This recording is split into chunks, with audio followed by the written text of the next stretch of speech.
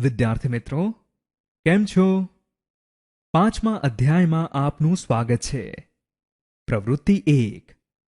આપણી આસપાસ થતા ફેરફારો સમજવા.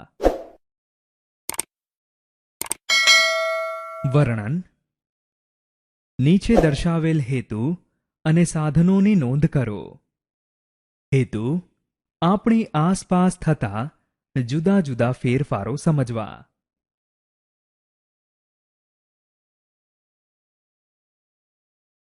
પદ્ધતિ: આગળ વધવા અને સમજવા માટે પીળા ઝબકતા ટપકા પર ક્લિક કરો.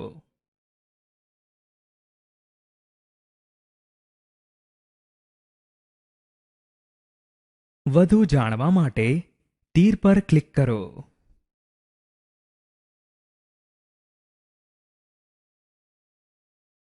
આપણે જોયું કે આપણી આસપાસ ઘણા ફેરફાર થાય છે, જેવા કે બરફનું પીગળવું, ફૂલનું ખીલવું, ઇમારતનું ચણતર થવું, ફટાકડા ફૂટવા,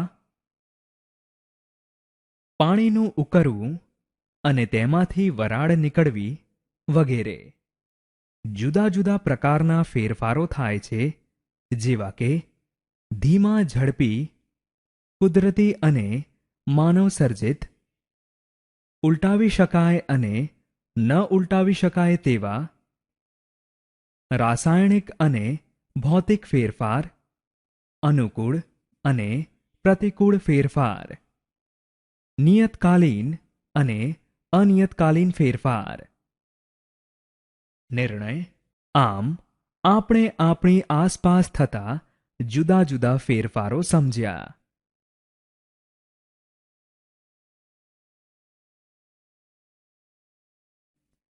વિદ્યાર્થી મિત્રો, તમારું સ્વાગત છે બીજી પ્રવૃત્તિમાં. આપણી આસપાસ થતા જુદા જુદા ફેરફારો.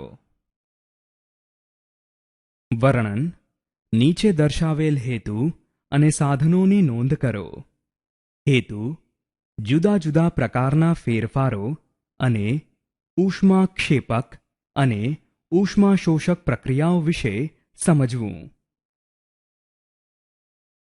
સાધનો: કડી ચૂનો, પાણી, મીઠું, કસનળી, બીકર.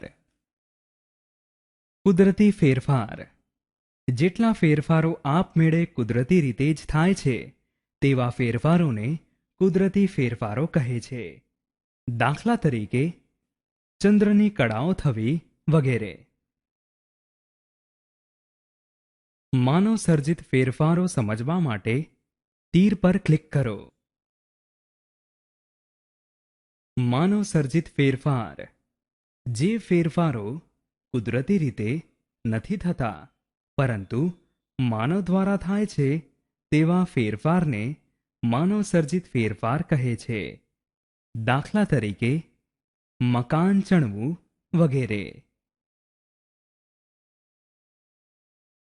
ઉલટાવી શકાય તેવા ફેરફારો સમજવા માટે તીર પર ક્લિક કરો.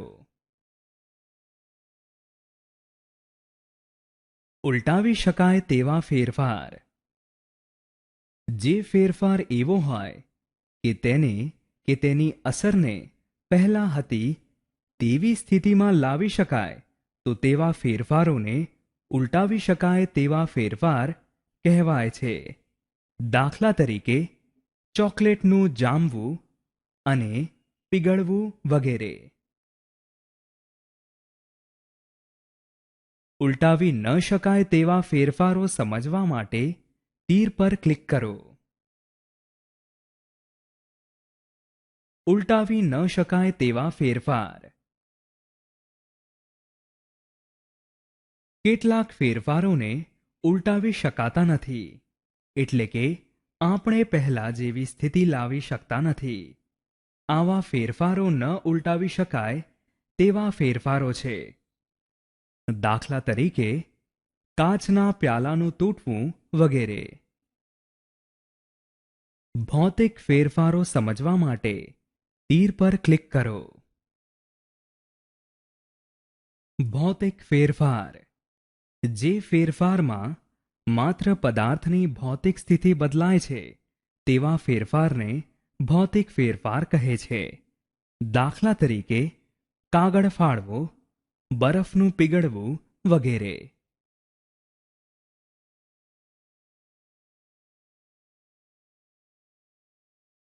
રાસાયણિક ફેરફારો સમજવા માટે તીર પર ક્લિક કરો. રાસાયણિક ફેરફાર. રાસાયણિક ફેરફાર. રાસાયણિક ફેરફાર જે ફેરફાર દ્વારા પદાર્થ મૂળથી આખે આખો બદલાઈ જાય તો તેવા ફેરફારને રાસાયણિક ફેરફાર કહે છે. દાખલા તરીકે લાકડાનું સળગવું વગેરે.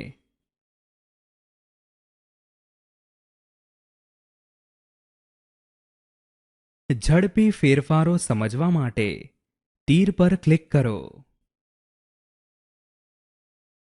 ઝડપી ફેરફાર જે ફેરફાર સામાન્ય સંજોગોને સાપેક્ષે ઓછા સમયમાં થાય તેને ઝડપી ફેરફાર કહે છે.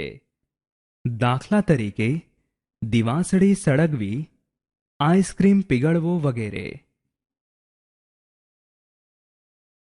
ધીમા ફેરફારો સમજવા માટે તીર પર ક્લિક કરો.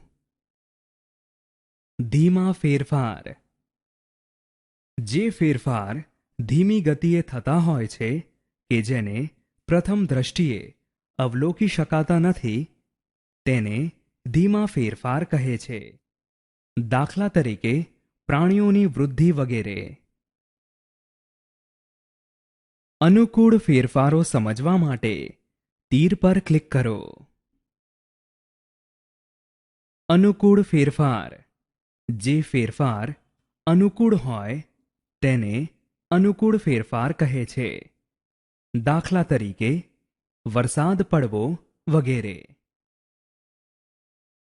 પ્રતિકૂળ ફેરફારો સમજવા માટે તીર પર ક્લિક કરો. પ્રતિકૂળ ફેરફાર જે ફેરફાર નુકસાનકારક અને બિનજરૂરી છે તેવા ફેરફાર પ્રતિકૂળ ફેરફાર છે. દાખલા તરીકે વન નાબૂદી, લોખંડનું કટાવવું વગેરે. નિયતકાલીન ફેરફારો સમજવા માટે તીર પર ક્લિક કરો. નિયતકાલીન ફેરફાર જે ફેરફાર ચોક્કસ સમયના અંતરે પુનરાવર્તિત થતો હોય તેને નિયતકાલીન ફેરફાર કહે છે. દાખલા તરીકે ઘડિયાળમાંનું લોલક, ભરતી ઓટ થવી વગેરે. અનિયતકાલીન ફેરફારો સમજવા માટે તીર પર ક્લિક કરો. અનિયતકાલીન ફેરફાર જે ફેરફાર ચોક્કસ સમયના અંતરે થતા નથી તે ફેરફારને અનિયતકાલીન ફેરફાર કહે છે. દાખલા તરીકે પવન ફૂંકાવો, કાટ લાગવો વગેરે. આગળ વધવા માટે તીર પર ક્લિક કરો. પદ્ધતિ કસનળીમાં કડી ચૂનો ઉમેરવા માટે કડી ચૂનો ભરેલી વાટકી પર ક્લિક કરો. બીજી કસનળીમાં મીઠું ઉમેરો. બંને કસનળીમાં પાણી ઉમેરવા માટે બીકર પર ક્લિક કરો.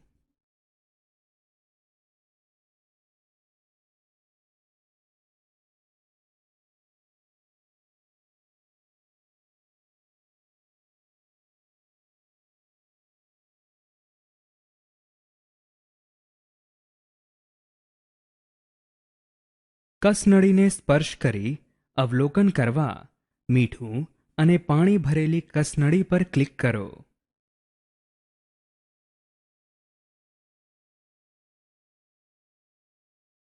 પાણીમાં ઓગાળેલ કડી ચૂનો ભરેલી કસનળીને સ્પર્શ કરતા આપણે અનુભવીશું કે કસનળી ગરમ લાગે છે. આ પ્રકારની પ્રક્રિયા ઉષ્માક્ષેપક છે.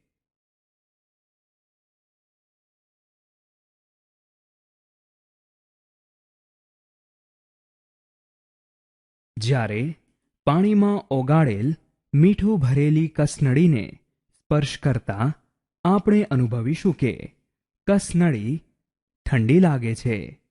આ પ્રકારની પ્રક્રિયા ઉષ્મા શોષક છે. નિર્ણય. આ પ્રવૃત્તિ પરથી આપણે નિર્ણય લીધો કે જુદી જુદી રાસાયણિક પ્રક્રિયાના જુદા જુદા ગુણધર્મો હોય છે. જેવા કે કડી ચૂનામાં પાણી ઉમેરવું એ ઉષ્માક્ષેપક પ્રક્રિયા છે, જ્યારે પાણીમાં મીઠું ઉમેરવું એ ઉષ્મા શોષક પ્રક્રિયા છે. ઉપરાંત આપણે જુદા જુદા પ્રકારના ફેરફારો સમજ્યા. બાળકો, મજા આવીને?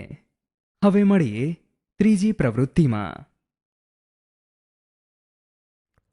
જુદા જુદા ફેરફારોનું વર્ગીકરણ. વર્ણન. નીચે દર્શાવેલ હેતુની નોંધ કરો. હેતુ: ફેરફારોનું વર્ગીકરણ કરવું.